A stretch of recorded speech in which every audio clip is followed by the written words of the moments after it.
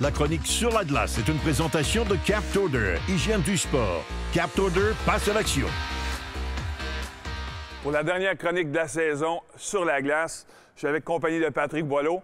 Patrick, on a parlé des défenseurs, de leur travail tout au long de la saison. Aujourd'hui, il y a un élément plus particulier, c'est le travail du défenseur vis-à-vis de l'adversaire devant son filet. Exact. Ce que je me rends compte depuis plusieurs années à l'Académie, c'est que souvent, les joueurs sont juste en relation avec la rondelle. Ce qui arrive, c'est que quand, disons, qu'il y a un lancer qui vient de la pointe ou qu'il y a un jeu qui se passe, souvent, les jeunes oublient leur joueur devant le filet. Ce qu'on va travailler aujourd'hui, c'est vraiment la technique de bloquer au filet, comment utiliser ses bras, son bâton et la force de ses jambes pour être en mesure d'empêcher le joueur d'aller récupérer un retour ou de prendre position devant le filet. Fait que je vais être capable d'aller valider si mes bonnes vieilles techniques sont encore bonnes. Exactement, le bon Sherwood. C'est bon, on regarde ça. Le travail d'un défenseur est très important, souvent très difficile physiquement, mais il n'y a pas de place plus cruciale que devant le filet de son gardien. Non, exactement.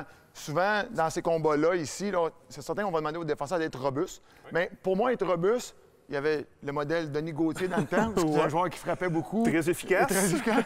Mais on a aussi la situation devant le filet où on va demander à un défenseur d'être intense pendant 2-3 secondes pour justement empêcher le joueur de récupérer une rondelle.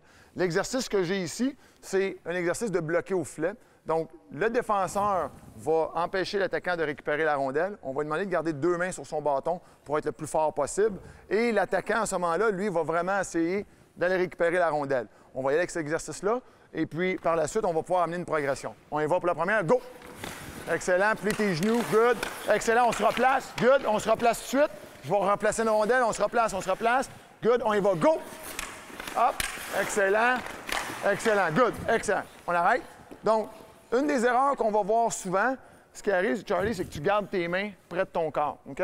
Quand on garde les mains près de nos corps, c'est difficile d'utiliser l'énergie de l'autre joueur. Fait que ce que je vais vous demander, quand je suis en position, j'ai mes 2 mains sur mon bâton, j'ai les bras dégagés vers l'avant. À ce moment-là, je vais absorber son énergie et puis je vais l'utiliser à mon avantage. OK? L'autre chose, de faire attention, tu as souvent tendance à vouloir faire un pas vers lui. C'est au contraire. Si tu veux utiliser son énergie, tu vas juste être un petit peu vers l'arrière, les bras dégagés. Puis à ce moment-là, même si c'est un joueur qui est plus gros que toi, bien, tu vas pouvoir utiliser son énergie à ton avantage pour l'empêcher de récupérer cette rondelle-là. Et Patrick, pour lui, l'important, à quelle hauteur est-ce qu'on veut pousser ici? Dans les mains, les gants ou dans la poitrine? Ce qu'on veut, sinon je prends la position que tu as ici, Denis, ce que je veux avoir la palette en bas. Parce que ce qui va arriver, c'est que souvent, quand la palette est basse, on réussit vraiment à empêcher l'autre joueur on va le menotter avec notre bâton. Ici, il peut toujours travailler avec ses mains là, à ce moment-là. Fait qu'on va se replacer. OK, je vais mettre une rondelle. Excellent. Dégage tes bras.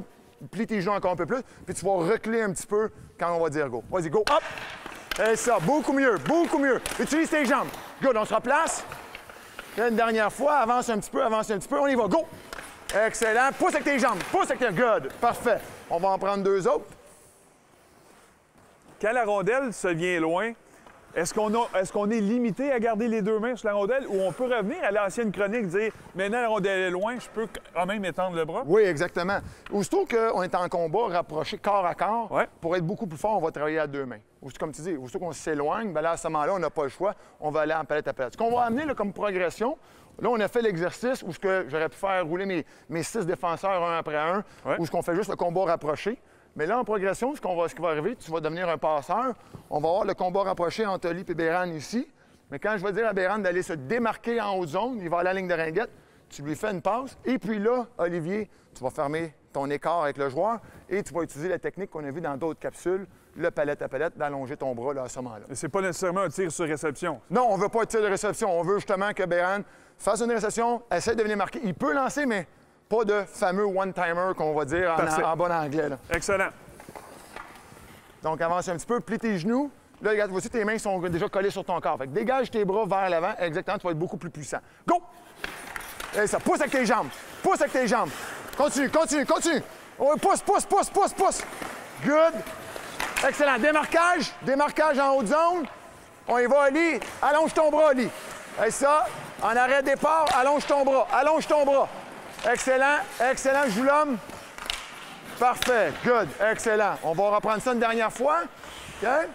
Très bon. On fait comme un rappel de tout ce qu'on a vu depuis le début de la saison. Ben, exactement, parce que même quand le joueur va aller allonger son bras pour fermer son écart avec le porteur de la rondelle, si on se souvient, la première capsule de la saison qu'on a vue, où on travaillait un patin d'agilité, où les joueurs étaient très penchés, mais le joueur, quand il est en position, il est dans cette position. Si je change ma position, je suis dans la position qu'on a vue dans la première capsule de la saison. C'est vraiment un exercice où on touche à tout. de tout là, de ce côté-là. Très bon. Donc, on se replace une dernière fois, les gars.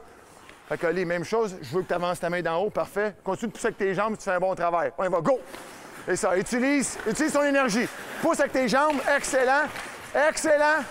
Good, oui monsieur, parfait. Démarquage, Béran. Excellent, démarquage en haut, démarquage. On y va, allonge ton bras en arrêt départ, allonge ton bras. Arrêt départ, allonge ton... Oui, très bon palette à palette. Ça, c'était excellent, Olivier. Excellent travail. On a touché à tout depuis le début de saison. Je veux te remercier pour une autre belle saison de chronique avec nous. Ça a été bien plaisant. On a touché à tout. Je pense que nos défenseurs ont beaucoup à apprendre avec les capsules que tu as montrées. Et vous, on vous remercie à la maison de nous avoir suivis, de nous avoir écoutés toute la saison. Et on se revoit la saison prochaine.